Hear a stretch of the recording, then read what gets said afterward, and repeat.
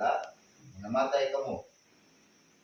Subok kayo pamalandungon nga adunay na panghitabo karon sa katilingban ug diha na sa social media nga dayag na kaayo ang pagbuhat sa immoral nga binuhatan.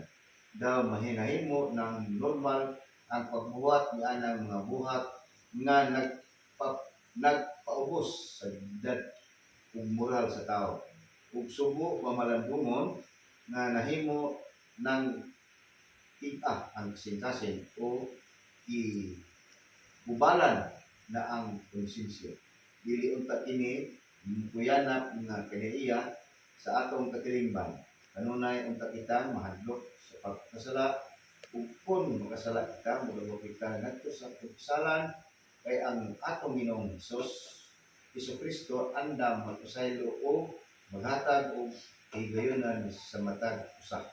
Sama sa kahoy nga igira, mawala dayon puta pan, gihatagan og higayonan aron mamunga.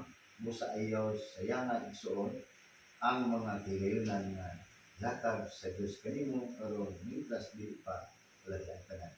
Hagit mamalandong igsuon sama sa atong Ginoo andam kawa. Ipasaylo og mahatag ug laing higayonan ang tawo no so kay gusto malandong nananggit ka magnusulo kay sa itong masala ng buhat doon ka sa salang bisa ito sa iba yung katong istorya ni Father nagmisa dito sa eskwelahan kong sa 12 na mili mutal yung sala pwede na na sa simba mo kung ngayon pa sa iyo katong mga mutal sinig na ang buhat yan na yan patambal dito sa parit kung bisa katong binyar na masala, hindi ka paltos pagsimba ng Domingo na, nila pa, hindi ka simba, kasala dito na. Napukay lakaw, importante, daan ka paghigayon ito sa Ginoo nga. Kanang, sayro kayo. Pero, sayro, simba kayo, sayro sila, wala. Kawas ang mga mortal sin. Kapatay ka, ngawat ka sa butang sa mga tao na buwan na pinanang na magpatambal din sa doktor parit kay kay mga masahon akong kainin mo alam ka na itong mga laiko mga disipulo misionero ni Cristo na untaan diwa ang nasiluganon o pagkuban ni Jesus nagadilabiya sa tugsing-kasing sama sa duha ka tinun-an dito sa dalan si Maos o aron malipayon o magbiyon kitang muduaw o mumusta, makikinabi o maminaw sa itong mga higsunan nalayan na sa simbahan o sa pagtuo na bugnaw mag-ampo kita sa Ginoo alang sa mga nulipon sa bisyo buhat nga dautan na unta makita nila ang kadawat ng dalan ini dili lamang silang pabilingon o dilakip na usap sa uban. Karon sila mag-inuso, magbiyan ini, ulungom sa Dios ug magbako, mag-ampo kita sa Ginoo. Alang sa tanan ng hinanglan sa atong pag-ampo, ilagay na ang mga masakiton ang atong militong pag-atiman. Pagkagad kanila, magdalaon ta paglaw o pirasig ng hingga sa dili mapakyas nga gubang isa ni Kristo, mag-ampo kita sa Ginoo. Alang sa atong taksa kabanay, uping panginabuhian. Kakanunay yung kita hiusawan sa Diyos, kaya siya bugma, taga-umayang abot, ang magbuhat sa itong mga kamot, pag-ampo kita sa Diyos. Alang sa tanan nga matay, ilabi na ang atong mga minahal sa kinabuhi, na maambitan kanila, ang kalipay tungag ng tunay sa Ari Kristo. Ampo kita sa Diyos. Sa kahilong, ipadangan nato sa Diyos, Santa Maria, Inaan ka sa Diyos, sigampo kami makasala, karon sa oras ng kamatay. Maya Amen. samahan sa anak ug sa Espiritu Santo. May sinugdan karon sa yapos mga katuigan, way Maya katapusan. samahan sa anak ug sa Espiritu Santo. Sinugdan karon sa yapos mga katuigan, way Tanan maya katapusan. samahan sa anak ug sa Espiritu Santo. Sinugdan karon sa yapos mga katuigan, way katapusan. Amen. Pagsugod. Sa ngalan samahan sa anak ug Sa sa Espiritu Santo. Amen. Nagkatigom, kitang tanan usap ka katilingban nga nagkatugma ay kung nag-alagad sa mga nga mga tinunan aron sa ulog sa pagpanaw uban sa atong Diyos kong tutulo tatas sa sigpit ng agianan na nagapadulong sa kinabuhi ang dalan sa krus.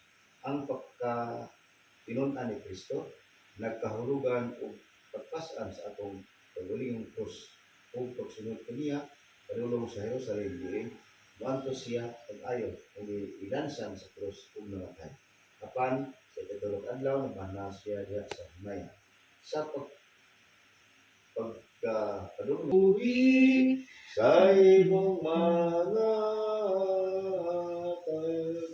kasi unang pag-ampo.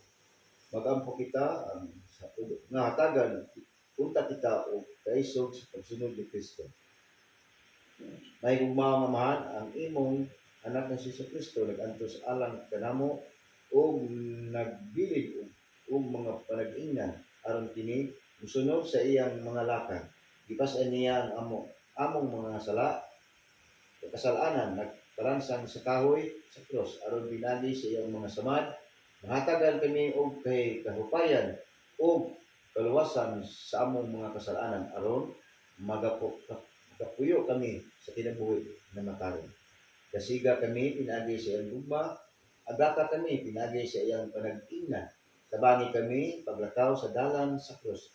Tungod kay buot kami musunod kaniya subay sa sikpit nga dalan kaingon sa kinabuhi. Kini nga mong ipanayo pinagi ni Kristo nga buhi ug hari uban kanimo ug sa Espiritu Santo Dios hangtod sa kahanturanan. Amen. Ato ning pasahod. Ang unang istasyon sa cross ang katapusang panihapon. Nagasimba og nagaday kami kanimo o Kristo tubag kay tungod sa imong santos kasus gipubos mo ang kalibutan. Makahalad unta kami ngadto sa among amahan sa langit Sa langit. o usa ka gawgan gugmang tunay. Tunay. Makahalad sa unta kami ngadto sa among mga kaigsuonan o sa puno kinabuhi puno sa pag-alagad. Ang sakripisyo ug gugma alang sa kabulhanan sa imong gingharian. Ikaw nga nagpuyo uban sa samahan o sa Espiritu Santo, Dios Santo sa kanturan. Amen. Umaya samahan sa anak ug sa Espiritu Santo. Sige ako sa mga katuigan way katapusan. Amen.